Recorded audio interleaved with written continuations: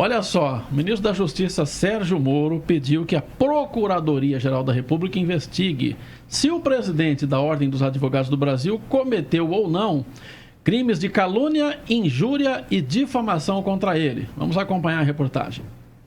Sérgio Moro se baseou numa entrevista do presidente da Ordem dos Advogados do Brasil, à Folha de São Paulo, em que afirmou que Moro banca o chefe de quadrilha nas investigações sobre o hacker suspeito de invadir celulares de autoridades e que o ministro usa o cargo e aniquila a independência da Polícia Federal ao dizer que sabe de conversas de autoridades. Segundo Moro, Felipe Santa Cruz teria cometido contra ele os crimes de calúnia, injúria e difamação.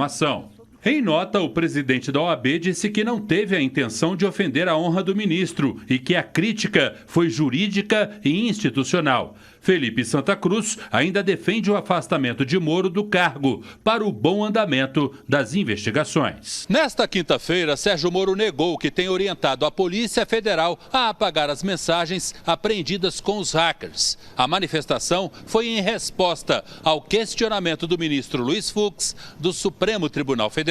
Fux é o relator na ação movida pelo PDT para impedir que o material seja apagado. Moro disse que houve um mal-entendido e que as mensagens estão no inquérito ao qual ele não tem acesso. Walter Delgatti Neto, apontado como líder do grupo de hackers, foi transferido da Superintendência da Polícia Federal para a penitenciária da Papuda, nos arredores de Brasília, onde já estão os outros 3 suspeitos. Olha, Felipe Santa Cruz. Felipe Santa Cruz é o nome do presidente da Ordem dos Advogados do Brasil. Eu vou falar uma coisa, hein? Não teve a intenção de atingir a honra e chama o cara de chefe de quadrilha. Eu vou contar uma coisa, viu? O presidente da OAB ou qualquer outro cidadão pode pensar o que quiser. O livre-arbítrio, a expressão, né? E o pensamento é livre, a democracia permite isso. Mas quando você está representando uma instituição com a carga histórica de uma OAB, uma Ordem dos Advogados do Brasil, acho que você tem que tomar cuidado com certo palavreado, né? Com certa verborragia. Porque você não está falando por si só. Você é o presidente da OAB, o presidente nacional de uma instituição que defende a classe dos advogados em todo o país. E aí, quer dizer, eu duvido muito que os quadros da OAB, se fosse uma eleição direta dos advogados, iria ser eleita uma pessoa com uma verborragia, com um palavreado desse jeito. Tem que lembrar que você representa uma instituição, você não está num botequim, né, num bar, jogando sinuca, 00:15 e conversando com o pessoal que está de fogo. Toda vez que você abre a boca, coloca alguma coisa na internet, você está representando toda uma categoria, que eu tenho a impressão, boa parte dela, eu acho que a maioria, fica envergonhada com uma atitude dessas. Zezé. Acho que vergonha mesmo é dele falar que voltar atrás desse jeito, que não quis ofender. Quer dizer, ele quis ofender, sim. Não tem como ser institucional isso daí. Se falar que o cara é quadrilheiro, chefe de quadrilha é quadrilheiro. Marcola é chefe de quadrilha. Andinho. Né? Andinho. E isso daí não é nada bonito. É muito ofensivo, né? Chamar de tudo isso. Mas um detalhe hoje, né, que a gente de manhã estava discutindo, era porque o Moro foi à PGR e não foi ele sozinho, na justiça, moveu uma ação contra o Felipe Santa Cruz. Aí nós descobrimos que o ministro, ele não pode, ele tem que chamar a procuradoria mesmo. É a procuradoria que faz esse serviço para ele. Legal. E na verdade, já que vocês já falaram tudo, só vou acrescentar para a gente não falar mais do mesmo. Essa ação também do Moro foi entendida, Sena, como uma questão política também, porque de aproximação com o presidente Bolsonaro, porque o Bolsonaro acabou entrando no entreveiro com o Felipe, né, o presidente da OAB, e o Moro, então, ao fazer essa representação, também estaria se aproximando mais politicamente do presidente Jair Bolsonaro, em função de toda essa questão, gente, que a gente tem visto, porque houve aí nos últimos dias, acho que de ontem, de quarta-feira para hoje, matérias apontando que o Palácio estaria fritando o Sérgio Moro. O presidente veio para a mídia e disse que o pacote de segurança do Moro tem que esperar para não correr risco na reforma.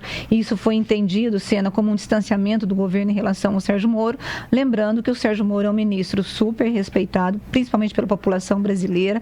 Pesquisas que foram feitas essa semana, acho que saiu hoje, né, apontam que houve sim uma queda depois da história da Intercept, mas ele continua tendo uma popularidade muito alta, maior inclusive do que o próprio presidente Bolsonaro. O que eu acho de toda essa questão aí da fritura em relação ao Moro? Eu acho desonesto e falta de fidelidade por parte do próprio governo, porque o Moro, gostando ou não, ele foi um juiz e é um juiz, foi um juiz e é uma pessoa, um cidadão brasileiro importante para o país.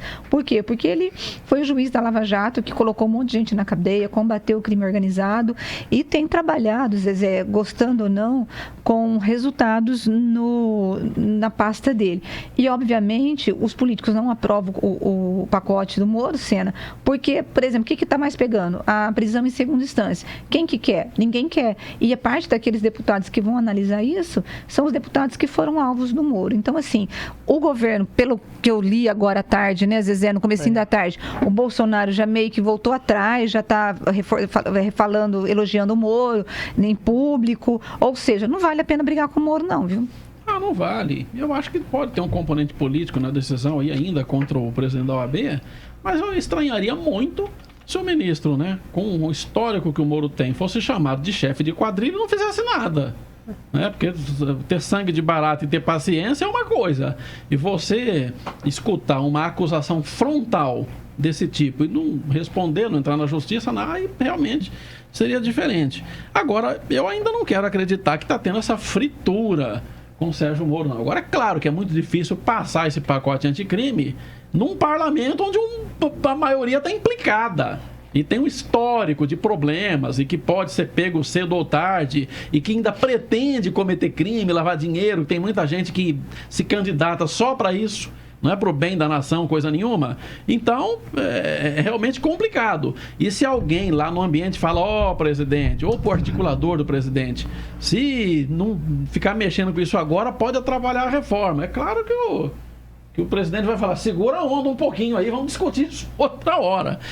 Porque eu acho que em algum momento, né, de alguma forma, a área econômica e o governo têm razão. Tem que concentrar esforços na aprovação da Previdência.